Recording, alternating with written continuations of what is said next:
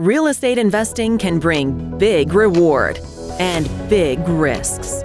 So know your risks. Welcome to the Real Estate Risk Report, the show for real-world insight on real estate investment risk. Now, here's your host, Lance Pederson. Hello, thanks for joining the Real Estate Risk Report. I'm your host, Lance Pederson. Today I have with me Mr. Nick Aalerud. How you doing, Nick? Oh, I'm great, Lance. Thanks for having me on. Yeah, no, my pleasure, man. Happy to have you on. So, I met Nick, it's probably 6-8 months ago now.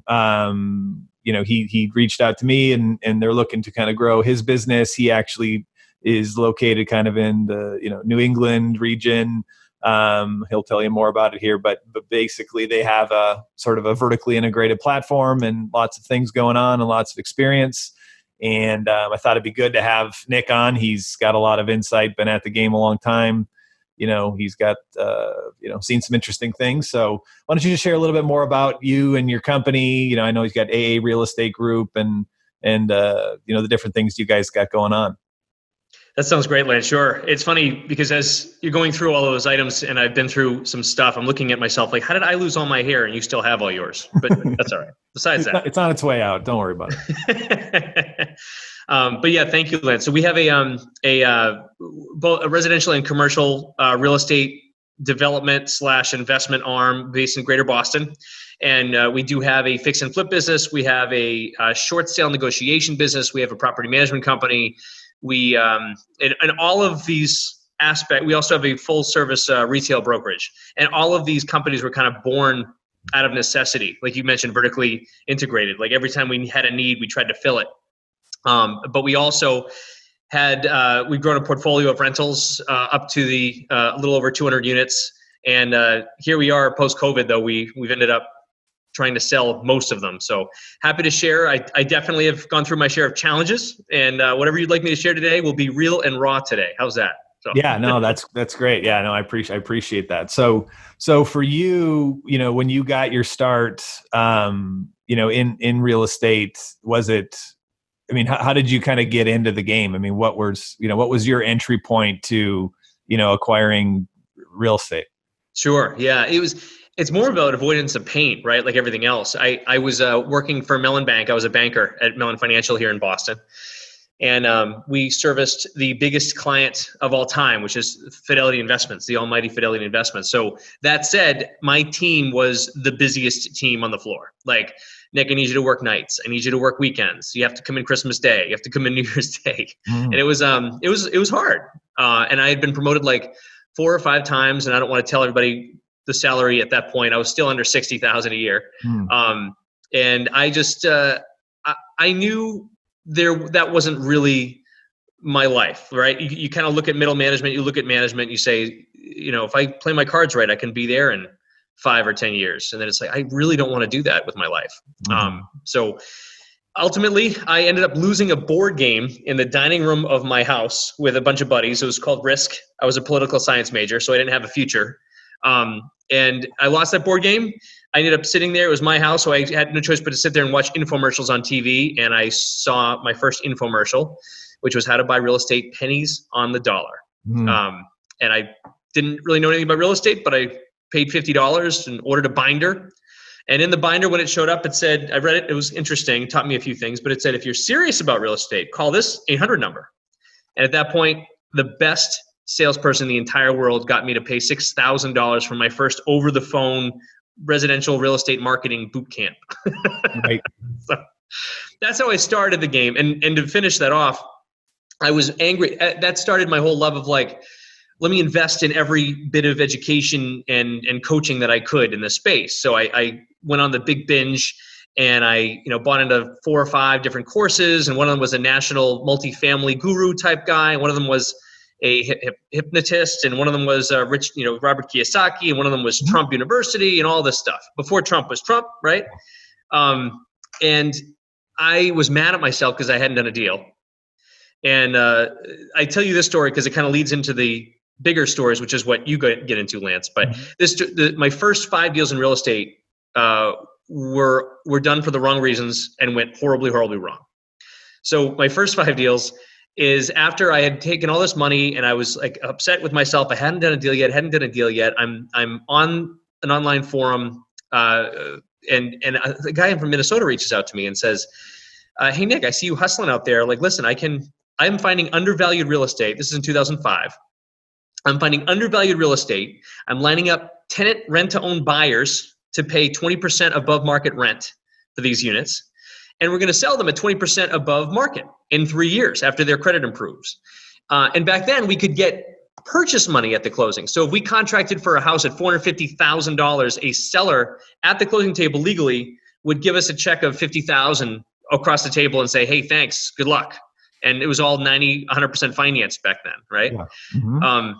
And I didn't buy one, I bought 5 of those deals in 1 week because I was just so into like, let me just get my money back from these courses and we're just going to do this. And I have this partner and he's solid and we had our call with him on Monday and he didn't show up to that call.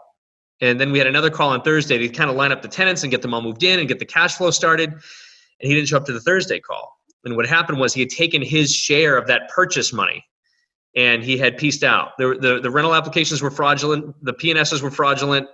And I started paying money that I just made at these purchase closings to try to float these houses, 5 of them, 10 loans, hire a property management company to try to manage these properties, hired an attorney to chase him. And I lost all 5 deals as a banker. 800 credit score, lots of money in the bank. And my first start was a restart, right? I ended up with like a 400 credit score and all my money was gone. Yep. And I tell that story because I literally feel like obviously going through it was so hard. And I had like 8 months of my head in the sand saying, this is the end. Like, why did I even do this? I'm looking at my colleagues. Like, I'm so far behind. What happened? I'm smarter than this. And once I took ownership of it, once I realized that was my fault and not his, right? And I'm the victim and he did this to me and all that. Yeah. It literally taught me everything. And I have now had that. I call that a hard reset button. And I have now had 5 or 6 hard reset buttons in my life, but literally I hate to say they get easier, but as long as you you learn something key every single time, mm-hmm. right? It gets easier and easier to realize where's the light here? Where's the growth? Where's the expansion? Yeah, no, it's great. I mean, yeah, you're right. I mean, we face adversity. We've got a decision to make. Yeah. I mean, the whole victim mindset thing. Right. And I think that's, a lot of people just never come out of that it's their life sucks because of someone else. And, because they were a victim. Right. And it's like you said, hey, you were a victim, but at the end of the day, and I think for us, this is the sort of stuff that I feel like, it's obviously in hindsight, it's easy to, hey, this would happen. This guy, he pieced out but at the heart of it, like what you said, is this is what lots of, it even, people perpetuate fraud and, it's usually through forgery. I mean, and I guess it's just like even back in 2005, it was harder to do that. I mean, today it's a cakewalk. You can forge pretty much anything, right? I mean, the power of Adobe Acrobat or whatever, right? And so, and not to mention just like the environment now we live in where like you don't know what to believe or trust anywhere. I mean, is that news source it's crazy. I mean, I've never, it's really hard to believe. I think that, and maybe it's because I was younger too, but there was a point in my life where I tended to trust the things that you know what I mean? Like when you encountered things, you tended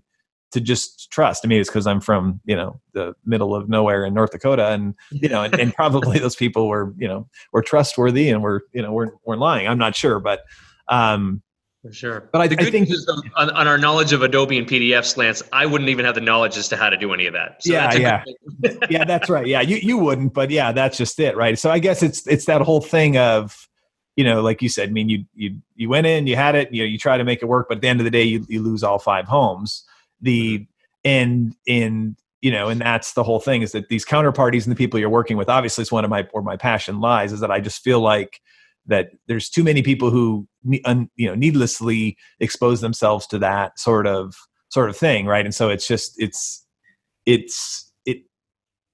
can happen. Right. And so, and I like from your perspective, right. Like it's the thing that then, you got all this information, you see what doesn't work, which is the other thing. I think when you have those resets, if you're willing to go there, right, it's the ability to realize like, hey man, okay, I saw what didn't work. And I'm assuming that's sort of that next chapter for you then, right? Is the, okay, all right, let's start from here. And now I know what you should be doing. So kind of, how did you respond to that after you got over it? Like, how did you jump back in the game then? Yeah, exactly. Right. And I would like to say I just got right back up on the horse, but I didn't. I mean, I took about a good solid 6 to 8 months of like head in the sand. Like, that was horrible and worst thing that happened to me. And I still knew 8 months later that like real estate was my way out of the corporate grind. I still had my bank job, thank God. And if they checked my credit, I'd lose my job. But I stayed there and I grinded it out. But now I had to make rules. And I had to make my own rules as to, okay, I can't afford to lose any more money because I don't have any more money to lose. And I can't get good credit. I can't get leverage at low rates. So what do I do here? And that kind of opened the whole world to me as to, well, what's a strategy in real estate that someone can do with like no cash or no credit and very limited time? And for me, it taught me what wholesaling, now it's called wholesaling, is. And you can apply that to residential, commercial, multifamily, retail, industrial, everything. And it's literally on the phone or knocking on doors 5 to 8 to 10 hours a week. At least for me, that's all I had, nights and weekends. And locating opportunities for other investors to then pay me $5,000 or $10,000 per contract. And it happened to start out in Somerville, which is a direct suburb of Boston. And I would just go nights and weekends. I learned my rules as to how I needed to purchase. I met one guy who was just flipping these triple deckers and turning them into condos. He taught me what he was looking for, and I just went after it. And he would pay me $5,000 or $10,000 a piece for the paper, for the offers. And after about 8 months of that, I got good at it. And it taught me how to find off-market stuff. It taught me the grind. It taught me how to set my rules. And then he lent me his contractor, and I got a better idea of construction costs.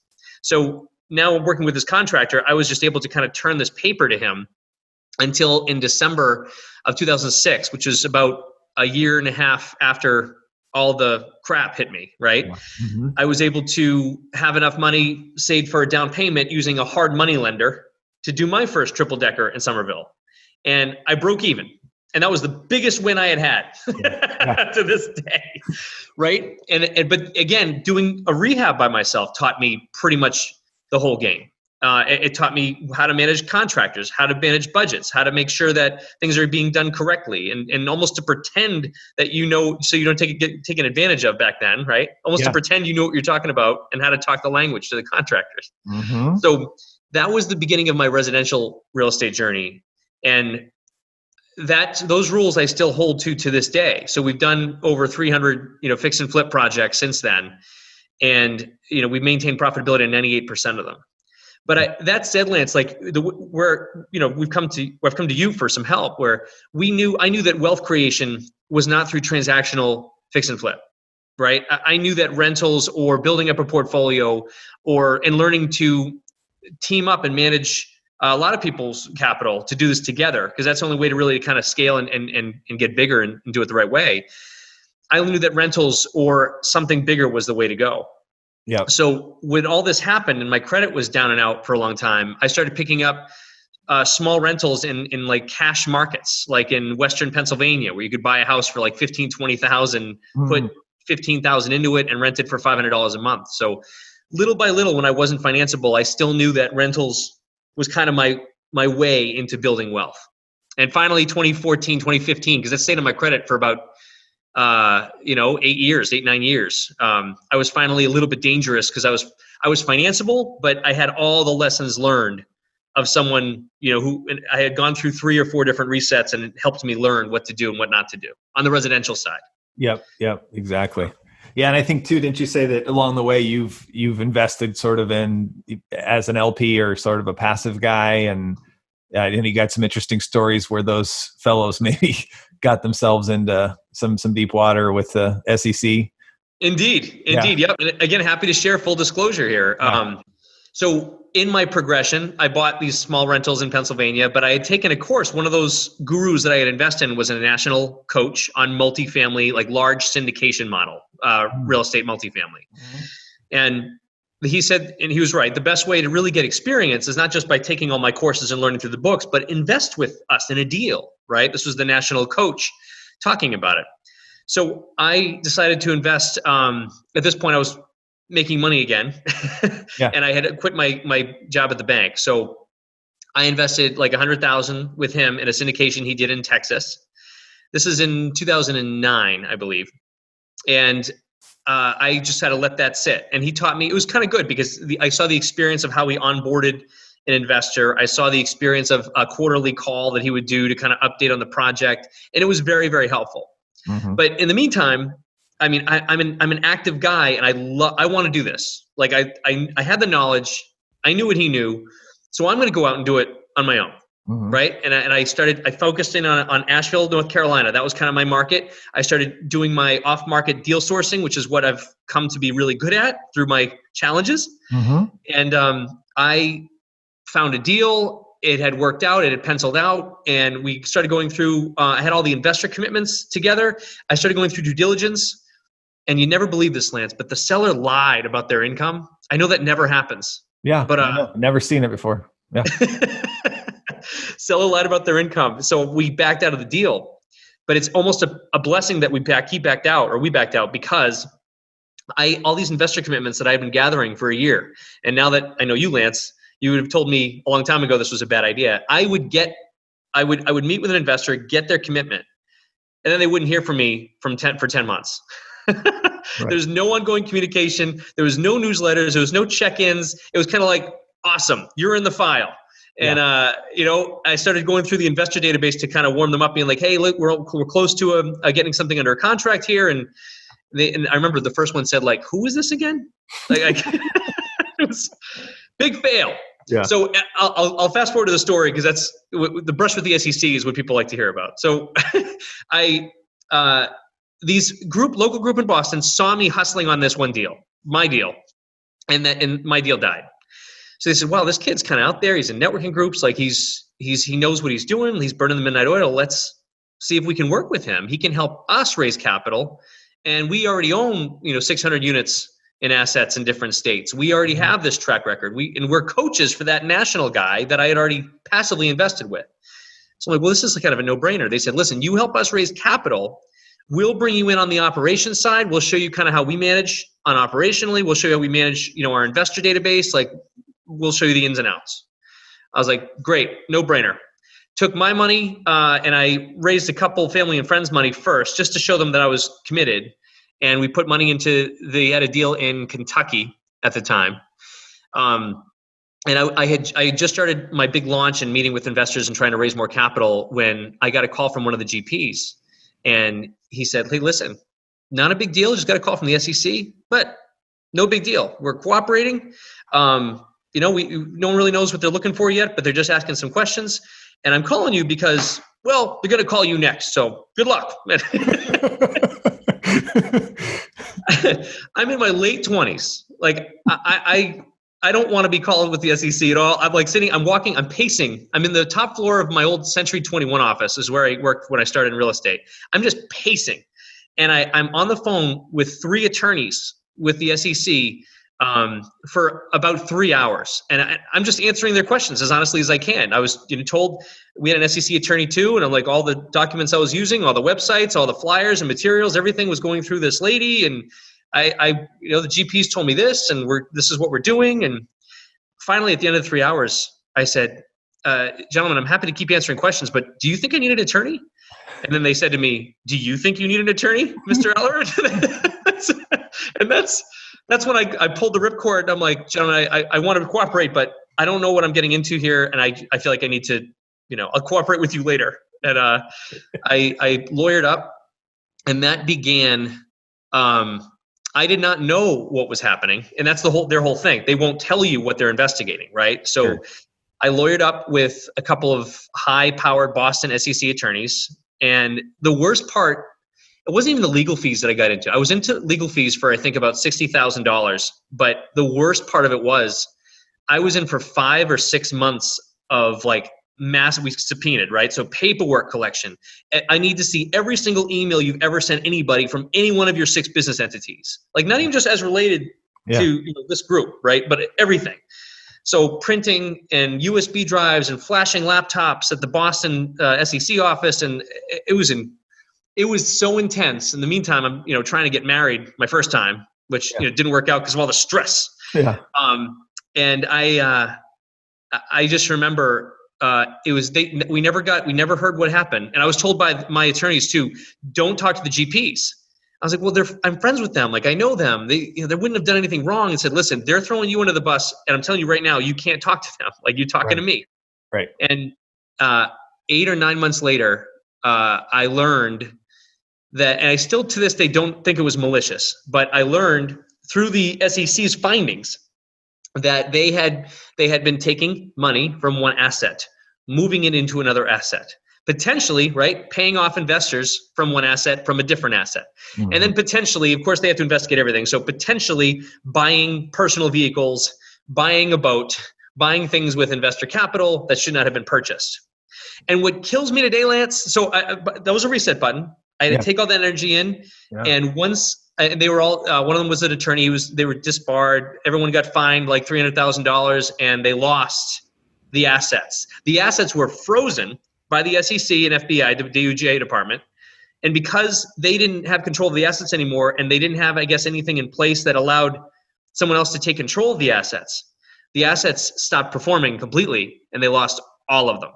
Yep. And that's, I think, the worst case scenario for an LP is to literally have lost, or the GPs have lost control, and now the government's involved or someone's involved where they've lost all control. And just to end the story, so at the end of all that, I found out I was just a witness. I was never even remotely a defendant in the case. They were using me as knowledge to get to these three, and which still cost me $60,000. I then stopped getting my investor calls from this national guru that was the national coach, right? He just stops having his quarterly investor calls. So some of the LPs are what's going on? And they start calling the office, and the office says, I don't know where he is. He hasn't been checking in, and I'm sorry, we don't have any information.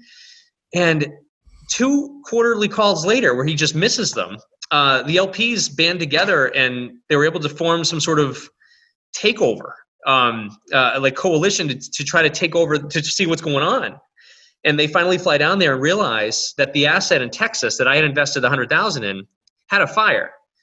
And the fire, of course, had stopped the performance of probably 25% of the assets were down. And the GP was just waiting on an insurance check that never came, but he never updated his investors. He just, instead of telling everybody what would happen, he just sort of got scared and shut down and moved to the next asset.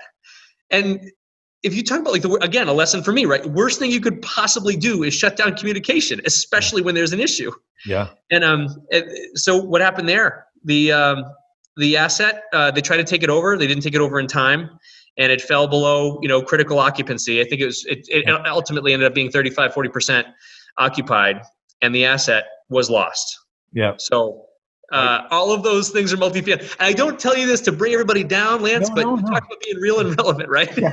Well, no, and I think that, once again, I think it's really interesting, right? When you think about it from your perspective, right? Like, here you are, you're freaking, like you said, you're a hustler, you're trying to make your way. This is how this business works, right? Like, it's just people busting their tails to incrementally get a little bit further ahead, right? I mean, like, it's the long game.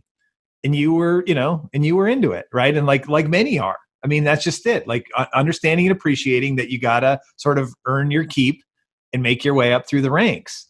And so you touched on sort of this is part of this ecosystem, right? The gurus, the whatever, the coaches, right? I mean, everything that you've shared is not going away, right? Like, it is as deeply ingrained today as it was back when these things went down for you.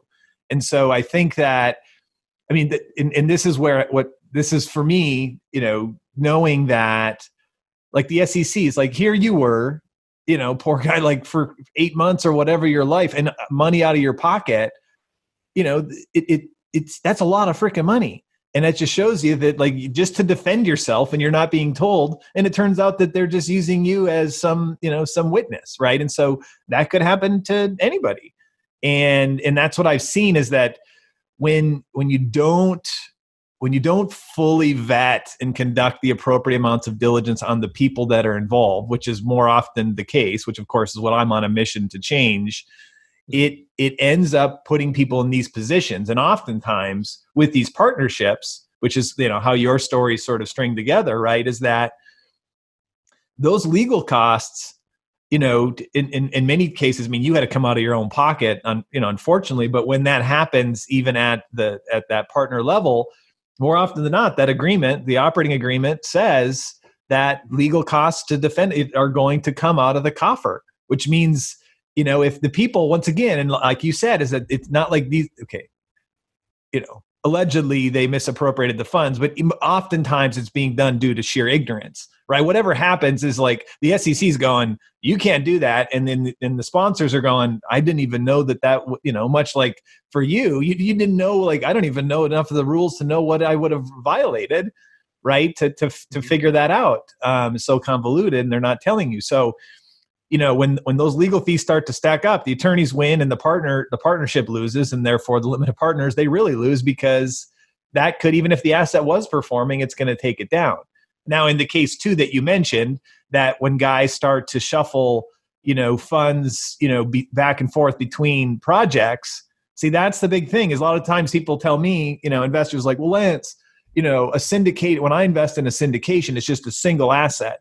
It's not as scary or as risky as investing in a pooled investment fund where it's all being, pooled across multiple assets.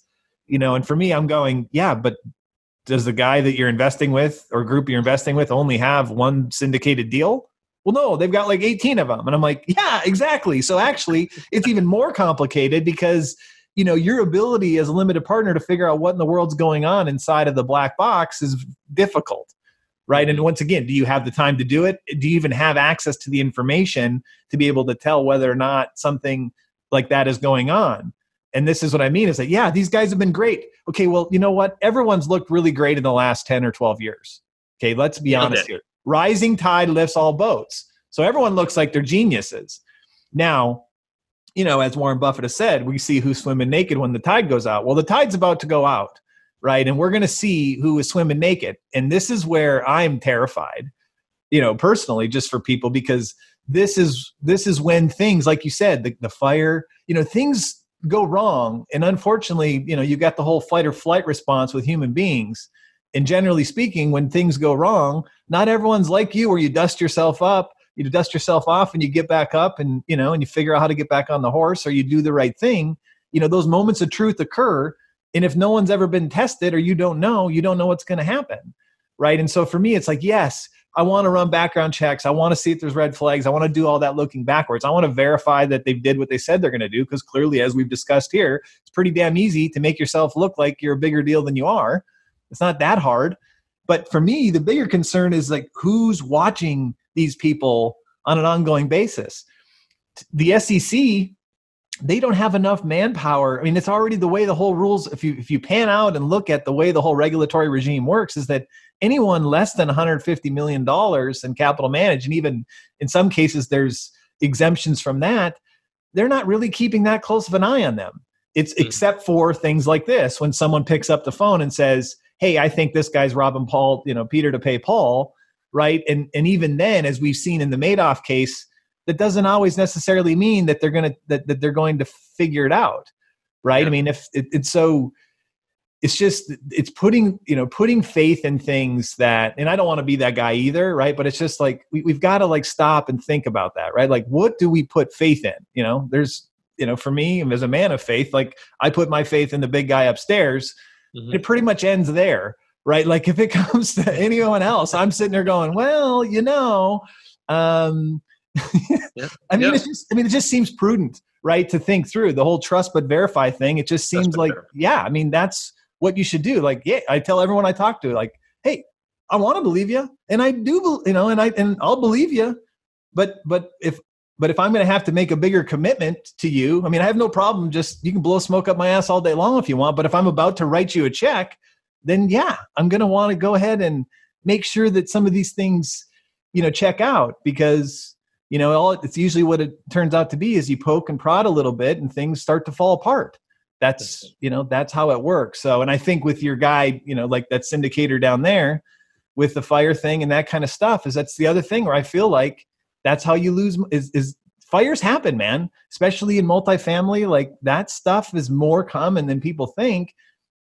And then that's an insurance thing. So it's, and, if we think about it, like, it's not, I mean, obviously the lender, as you, as a former banker, this, I mean, the banks are very much want to make sure their collateral is protected, right? But there's also, banks are run by a bunch of humans too. And let's face it, most banks, they lean more on the bureaucratic side. Things get overlooked, right? And if it turns out that some insurance policy, it was lapsed or it wasn't the appropriate coverage, as we've seen in this whole COVID pandemic, people who thought that they had insurance to cover something like this, like, actually thought they bought it. Not people who were just like hoping that they bought it, but people who like thought that they were buying coverage to cover a pandemic. And it turns out that, insurance companies aren't in the business of just paying out every damn claim that comes their way. And to your point, like this guy, he's sitting there waiting for the check that never comes. Yeah, and they're going to wait as long as they can for that check. Well, meanwhile, that very fact that those units could be down could blow a freaking covenant on your loan. Right. I mean, like, that's the kind of stuff. I mean, that's not, once again, not trying to like make investing in real estate scary, because to me, it doesn't need to be. And as you've done 300 transactions, like, once you know what you're doing and you're dealing with people that know what they're doing, they can mitigate.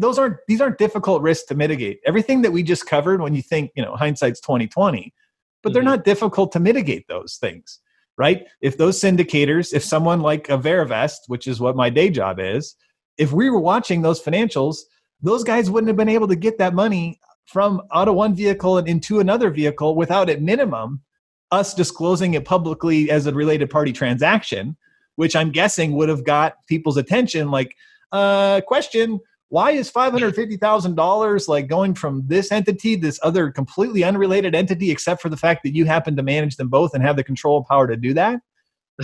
Right?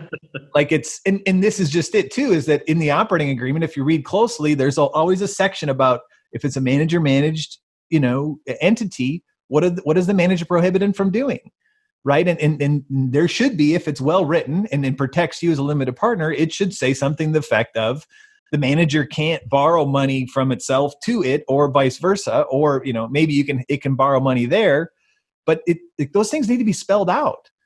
Right. Because sometimes that's what happens too, is a manager's trying to save the project, and now all of a sudden they're just borrowing their own money into the entity, which of course is just making the first dollar loss position risky. Why are they having to do that?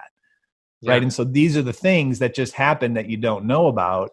And you end up, once again, you're the victim of this thing. And those are hard lessons to learn. That's why I'm such a huge believer in your mission with Verivest. I mean, right? I mean, just like you said, we're looking backwards now. Every single reset button, and not to make real estate scary. I'm on here sharing the challenges, which is, I'm passionate about sharing challenges too, because there's a lot of wins.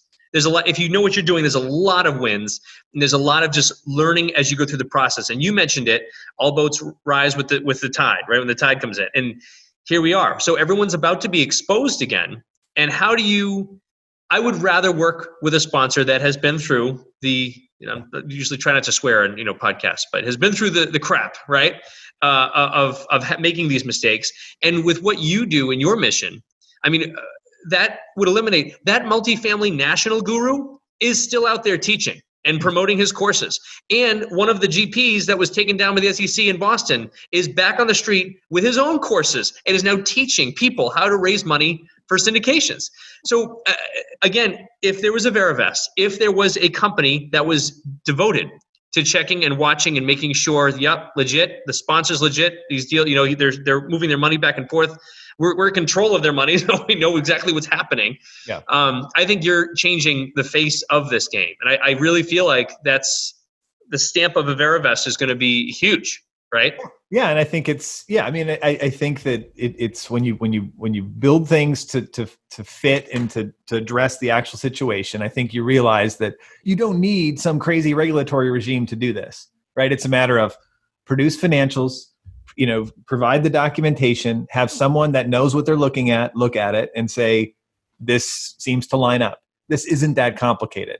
But once again, that's what people, everyone, when they want to make it sound like it's a bigger deal than it is, it's impossible. It can't be done. Of course, that's what they want you to believe, because they happen to be the guy, the GP who got squeezed and taken down by the SEC that, right? Like, that's just it, is that it's out there. And, and for those of us who've been on the inside of it and the underbelly of this, you know that. But oftentimes these new passive investors, the doctors, the dentists, the attorneys, the family that, had a gummy vitamin factory and made a bunch of money. And like, there's a bunch of people who are trying to get in that don't know. And that's my mission is with Real Estate Risk Report, is from ignorant to enlightened. This isn't things to scare you. It's once you understand what the parts are, how they move, then the game is, well, one, just like you've experienced in your, career, it's like, it's exciting. It gets better. Right. But it's like, let's avoid super painful financial lessons if possible. Right. Like let the guy with no hair keep going through them, and no one else's money is ever touched. It's always my money. So we're good. Yeah, exactly. Let Nick kind of bear these things. And, and I think the other thing you pointed out too, and that it's like with what you guys do is, at least from a passive investor looking into where, like you said, who's gone through the cycles, who kind of walks with a limp and's got some scars. Right. But also, at the end of the day, you're looking for people who have legit sort of ability to uncover opportunities, right? And so I think that, and you and I have discussed this before, but it's just, your first reset button forced you to develop an acquisition platform, right? And so, he who has the gold, they might make the rules, but he who has the deal, isn't doing too bad either, right? So the one who's got their ear to the ground and knows. And I think sometimes that's one of the first easy disqualifiers when you're talking to a potential prospective sponsor. Like if you're an investor and someone's got a deal, once again, it's like, but how do you systematically go about unearthing deals? That's it. Right. Because, and I think you hit on a little bit like with your, like, this guy is here and he's doing deals way over there. And he's like, it's kind of like, see, that stuff is usually, that's where the scary stuff happens. Yeah. Right. So there's some of those easy things to do as well. At the end of the day, real estate's a relation, as you know, right? Like that first reset button, it required you to figure out, and you had to make some friends. That's right? You had to make some friends that had access to stuff so that you could hear about it for you to get paid $5,000. Because if you didn't, you were no good to that guy downstream from you. Right. I mean, very true. Real estate's people, not sticks and bricks, right? It's all people. That's right. And I think for you guys, like what you've done up in your neck of the woods is that you run the real estate network, right? So those are the signs of like legit sort of, hey, all of the people in your little in your sort of geographic area, that's real estate's a local business. I mean, that's the feature. I always say the fragmentation is the feature. It's everywhere, and no one can control all of it. It's impossible. Yeah, that's very, very true. And to your point, relationships are key, and the number one way that's it. And I don't even mind sharing our deal flow, because most of the time people just won't do it, or they don't want to do it, and that's fine, right? So relationships being number one for these deals. But because of what happened in 2005, you can apply those same strategies that I learned, which is the grind, right? The phone calls, the knocking on doors, the talking to sellers, the learning what they are looking for, learning if they're feeling any pain and how to get them out of that pain, which is a lot of times just liquidity. They just need out. You can learn what it is that their pain points are and just address them directly. But it takes a lot of work and a lot of follow-up and a lot of great organizational detail and a lot of surrounding them with different touches, which is what I did not do with my investors back in 2009, right? Yeah. So, it's deal flow is there for the people who want to get the work done. But to your point, relationships, and people over everything. Over everything. That's exactly right. I mean, it's just, it can't, and of course it's great with the Jobs Act and the crowdfunding stuff and all these things. I mean, and I think that's really what's happening. That innovation is that before it was too inefficient, and it still is inefficient. The ability to have capital flow from those who have it into deals that are worth doing is inefficient. I mean, and fundamentally that's our mission. Our highest level mission is that how do we make it more efficient? How do we get capital, more capital to flow into, good opportunities? And much of what we were talking about here, I just call it friction. It's just friction because it is relational. And when you've got capital that's on the other side of the country, or it's located in some different place, right? Like, how do you get it there? Well, all it does is exacerbates the friction that already existed, which is trust, right? Like, so what can we do so that so that someone, that woke up this morning, they live in Colorado, that, is independently wealthy and wants to invest in, what you're doing in Boston. Cause how do they build that relationship? Right. And I think that us with the pandemic, we're all experiencing that, is that this world that we live in now, where we have to commune over Zoom. And it's bad to be, less than 6 feet away from someone, right? Like that's odd. I mean, you think about it, because we're relational beings. Yes. And, and of course I'm hopeful that this is just sort of a period of time that we can, move past it. But, these are the things that get in the way. And I think that when people pan out and say, okay, this is, and to invest in real estate, it's a people business. It's fragmented. You need to be working with people that understand the dynamics of any given market, submarket, all those things. And, and then you've got that trust vector of, are they trustworthy? Will they be good stewards of the opportunity or not? That's a tougher thing. Right. Yes. I mean, and to find people that meet both, who can be good stewards and trustworthy people, who happen to also be competent at what they're doing. That narrows it down a bit.